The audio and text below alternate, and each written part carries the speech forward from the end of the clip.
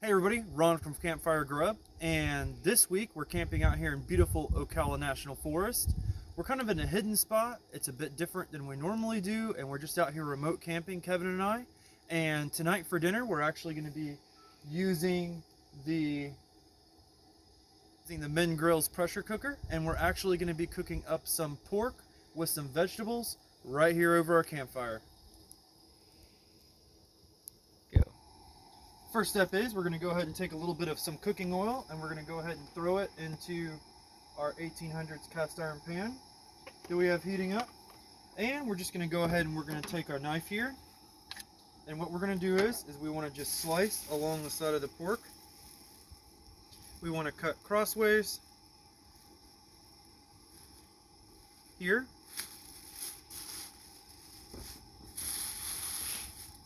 Then we're going to come over and cut the opposite direction, and basically we're making little squares. Once we're done making our little squares, we're going to go ahead and we're going to season up the pork, and then we're going to sear that seasoning right onto the pan to get a nice little sear along the fattier side before we go ahead and throw it into the pressure cooker. First seasoning is some pepper. Then we're going to go ahead and add in some pink Himalayan salt.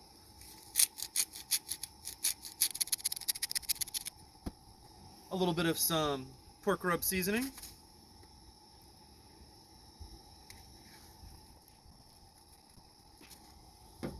Then some fennel seeds.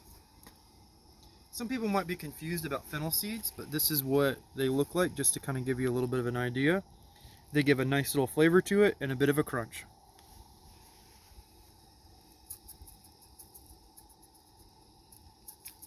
Once we get some seasoning on there, we're going to go ahead and we're going to rub the pork just to kind of get a lot of the seasoning down into a lot of those little cuts that we made right along inside the pork.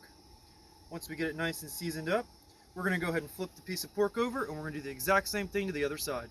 Here's our beautiful piece of pork, all sliced up, nice and seasoned both sides. Now we're going to go ahead and throw it right here onto the hot pan. And we're just going to go ahead and sear that joker. Once it sears on one side, then we're going to go ahead and flip it over and sear the other side.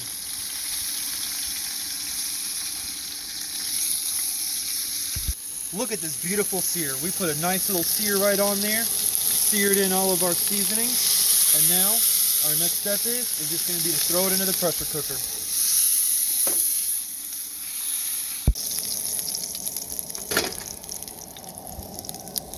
Now it's in the pressure cooker, we're going to go ahead and dump in a bunch of broth in there.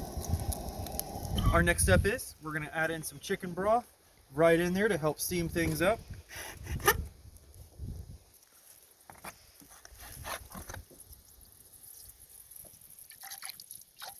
And we just want to add the whole entire container.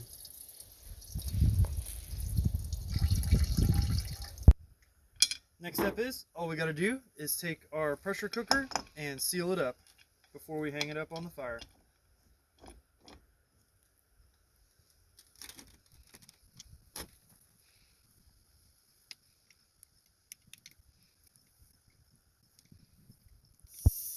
We just went ahead and we pulled the MenGrills pressure cooker off the fire down there, and now it's time to depressurize it, take a look at it, and look to see if we need to go ahead and add in our potatoes and carrots. So let's go ahead and depressurize.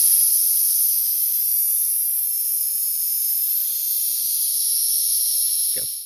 So it appears that the pressure cooker has depressurized, so allegedly it's safe to go ahead and open it up. But if you look right here, it has these little safety things and little hooks. So if it is not all the way depressurized, in theory, the lid should not fly off and hit me in the face. So we're going to go ahead and we're going to open it up. Now, it has never hit me in the face before, but we just want to just kind of turn it nice and slow, loosened up, give it a quick tap, break the seal. The seal is broken, so we're going to go ahead and pull off this portion.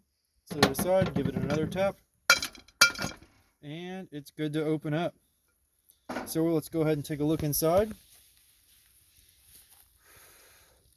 It's a bit steamy down there, but we're going to go, and you can't quite see it, but we're going to go ahead and add in some vegetables. Here's a first look at the pork. Our pork is literally just falling apart. The first thing that we're going to add in is some little red potatoes. So we're going to go ahead and plop all of them in there and throw a few on the ground as well. So we're just going to go ahead and throw in some potatoes. Once we toss in the potatoes, let's see here, another potato throw. There we go. And now we're going to dump in some carrots.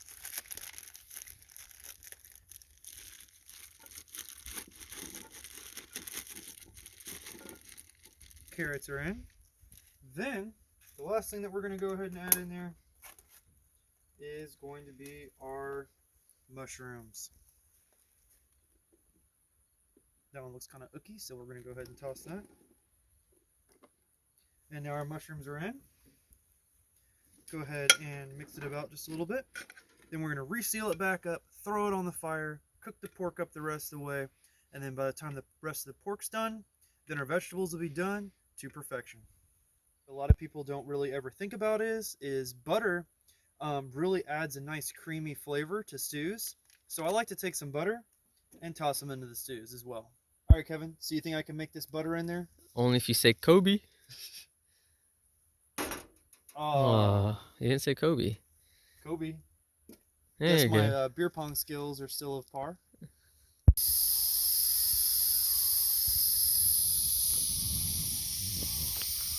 So Kevin, you about ready for dinner?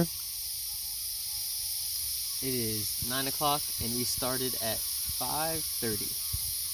5:30. So that just goes to show you how long that this pork has been cooking for. So hopefully it was worth the wait. We're going to go ahead and open it up and take a look and see how it is.